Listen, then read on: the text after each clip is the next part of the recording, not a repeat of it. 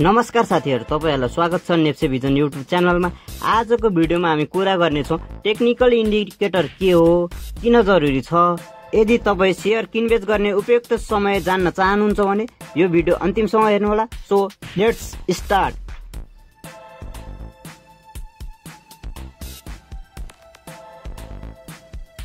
अब कुरा गरौं टेक्निकल एनालाइसिस भनेको के हो। टेक्निकल एनालाइसिस भनेको बजारको चाल बुझ्ने कला हो। पास्ट प्राइस र भोल्युमको आधारमा भविष्यको अनुमान गर्ने तरिका हो। यसका लागि केही इन्डिकेटर प्रयोग गरिन्छ जुन तपाईले चार्टमा देख्न सक्नुहुनेछ।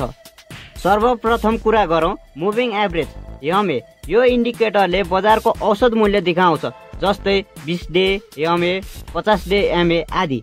यदि हालको मूल्य एमए भन्दा माथि छ भने बजार बुलिश हुन सक्छ र तल छ भने बजार बियरिश हुने संकेत दिन्छ। त्यसैगरी दोस्रो इन्डिकेटर रहेको छ आरएसआई। आरएसआई यो 0 देखि 100 को बीचमा हुन्छ। आरएसआई 70 भन्दा माथि गयो भने ओभर बाई र 30 भन्दा तल गयो भने ओभर सोल्ड भन्ने बुझिन्छ। यो सर्ट टर्म ट्रेडिङको लागि निकै उपयुक्त इन्डिकेटर हो। त्यसैगरी तेस्रो इन्डिकेटर रहेको छ एमएसिडी। एमएसिडी लाइन र सिग्नल लाइनको बीचमा इन्डिकेटर हेर्ने हो। यदि एमएसिडी लाइन माथि गयो भने बाई सिग्नल र तल गयो भने सेल सिग्नल भन्ने बुझिन्छ। यो ट्रेडिङ कन्फर्मको लागि प्रयोग गरिन्छ। त्यसैगरी चौथो इन्डिकेटर हो भोल्युम। प्राइस बढ्छ तर भोल्युम घट्छ भने त्यो सुइटेबल छैन, तर प्राइस बढ्छ भोल्युम पनि बढ्छ भने त्यो बजार चाहिँ एकदम बलियो चलिरहेको छ भन्ने बुझ्न सकिन्छ।